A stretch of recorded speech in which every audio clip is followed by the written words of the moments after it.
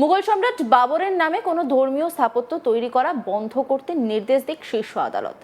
এই আর্জি নিয়ে হুমায়ুন কবিরের বাবরি মসজিদ নির্মাণের বিরোধিতা করে দায়ের করা মামলা শুনলই না সুপ্রিম কোর্টের বিচারপতি সন্দীপ মেহতা ও বিচারপতি বিক্রম নাথের বেঞ্চ।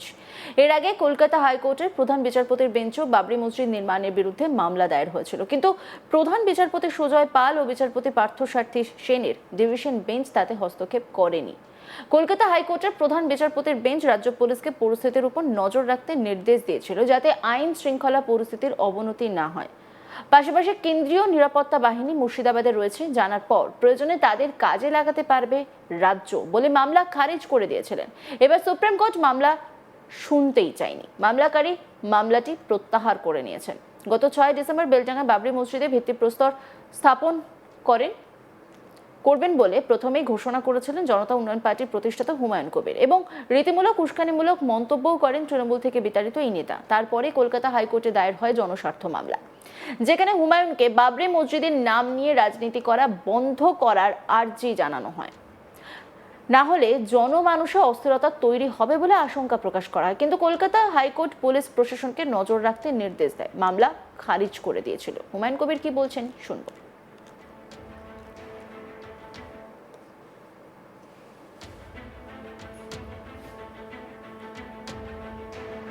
আমি 2024 সালের 12ই ডিসেম্বর বেলডাঙ্গার কোনো একটা জায়গায় নতুন করে 32 বছর আগে ভেঙে দেওয়া বাবরি মসজিদকে পুনরায় প্রতিষ্ঠা করব বলেছিলাম। সেই থেকেই বিতর্ক শেষ নেই।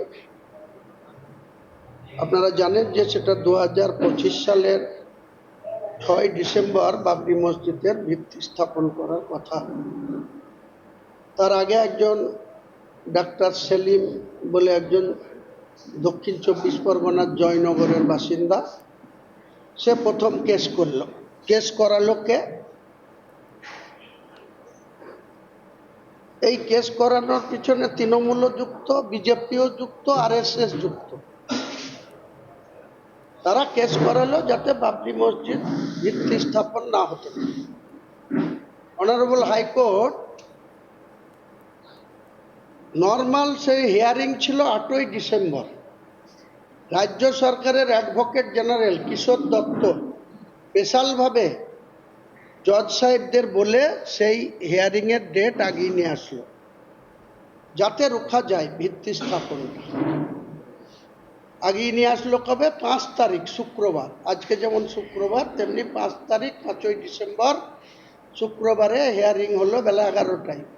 প্রধান বিচারপতি হাইকোর্টের, তার সঙ্গে ডিভিশন বেঞ্চ শুনল, এবং তাদের পক্ষে উকিল ছিল কলকাতার প্রাক্তন মেয়র, CPM এর নেতা, রাজ্যসভার সাংসদ বিকাশ রঞ্জন ভট্টাচার্য সহ CPM এর আরও অনেক নেতা যারা অ্যাডভোকেট, 10-12 জন।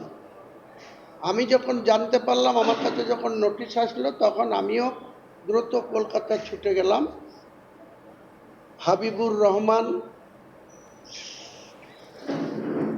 সুভাষ মণ্ডল, আলী আফজল খান সহ আমিও 8-10টা লয়ারকে অ্যাপয়েন্টমেন্ট করলাম।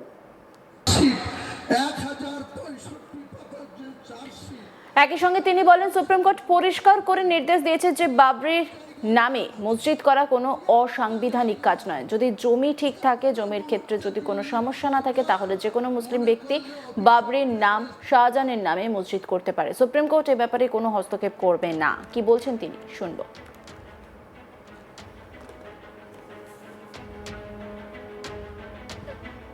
7 দিন পরে রিট পিটিশন হলো।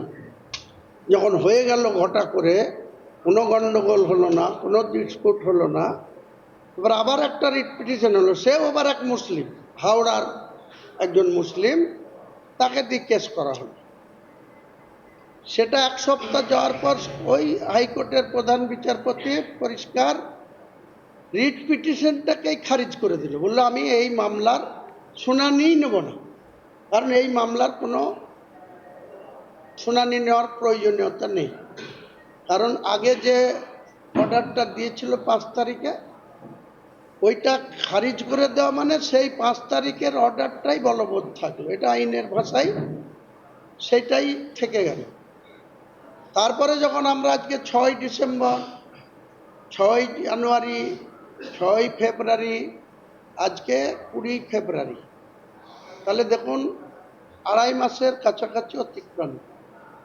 ঠিক যখন হাইকোর্ট এই রিট পিটিশন খারিজ করে দিল, শুনল না, তখন আবার হাওড়ার একজন মুসলিমকে দিয়ে সুপ্রিম কোর্টে কেস করা হলো।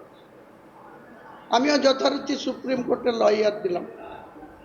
সুপ্রিম কোর্টে যারা যারা লয়ার, আমি মধ্যে একদিন ইলেকশন কমিশনের কাছে গেলাম, দিল্লিতে গিয়ে একজন যার 5 লক্ষ টাকা ফিস, তাকেও দাঁড় করালাম যে এই মামলা যাতে কোনো রকম স্টে না হয়, সুপ্রিম কোর্ট যাতে কোনো রকম বাবরি মসজিদের কাজ হ্যাম্পারিং না করে।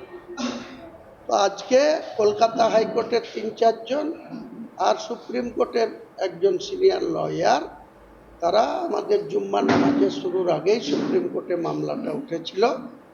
সুপ্রিম কোর্ট পরিষ্কার করে নির্দেশ দিয়েছে যে বাবরির নামে মসজিদ করা কোনো অসাংবিধানিক কাজ না। যদি ল্যান্ড ঠিক থাকে, ল্যান্ডের যদি কোনো ডিসপিউট না থাকে, তাহলে যে কেউ ব্যক্তি মুসলমান যে কারোর নামে, বাবরির নামে করতে পারে, শাহজাহানের নামে করতে পারে, তার নিজের নামে করতে পারে। সুপ্রিম কোর্ট এই ব্যাপারে কোনো হস্তক্ষেপ করবে না এবং ক্লিয়ার নির্দেশ দিয়েছে।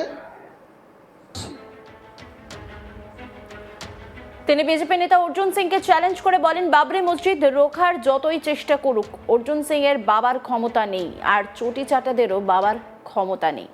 সেই সঙ্গে শুভেন্দুকে পাগলা বলে আক্রমণ করেন। কি বলছেন তিনি, শুনবো। যতই চেষ্টা করেন বাবরি মসজিদ রুখবো, অর্জুন সিংয়েরও বাবার ক্ষমতা নাই বাবরি মসজিদ রক্ষা করে, আর এইসব চটি চাটাদেরও বাবার ক্ষমতা নাই। আর এক চটি চাটা আছে, তার নাম শফিউজ্জামান। সে গত 10 দিন ধরে ওখানে নওদায় বলেছিল, একটা হিন্দু গ্রামে গিয়ে মিটিং করে মাইক নিয়ে বলেছিল যে বাবরি মসজিদ হতে দেব না, বাবরি মসজিদের সর্বাঙ্গীন বিরোধিতা করব।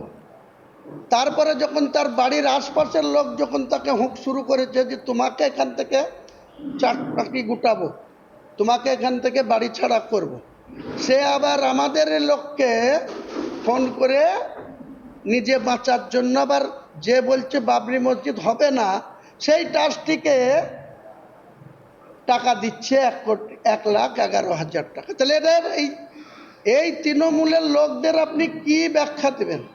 এদের সম্বন্ধে কি অ্যানালিসিস করবেন? এরা সব একটা, যেমন শুভেন্দু পাগল হয়ে গেছে। আমি তাই বলেছি, শুভেন্দুর একটা 56 বছর বয়স হয়েছে, 40 বছরের মেয়ে আমি একটা খুঁজছি, পাত্রী একটা খুঁজছি, যা খরচা হয় ওর বিয়ে দিয়ে দেবো, তাহলে ওর মাথাটা ঠান্ডা থাকবে। আর মমতা ব্যানার্জিকে ওই এতে পাঠাবো, রেজাল্ট যেদিন হবে সেদিন ওই দীঘাতে যে জগন্নাথ ধাম করেছে ওখানে ফল তলোয়ার বাজাবে, মালা পালা, এর ব্যবস্থা হুমায়ুন কবির করবে। অন্যান্য খবরের আপডেটের জন্য অবশ্যই নজর রাখবেন আজ তাক বাংলার ইউটিউব স্ট্রিমিংয়ে। লাইক, কমেন্ট, শেয়ার এবং সাবস্ক্রাইব করতে ভুলবেন না।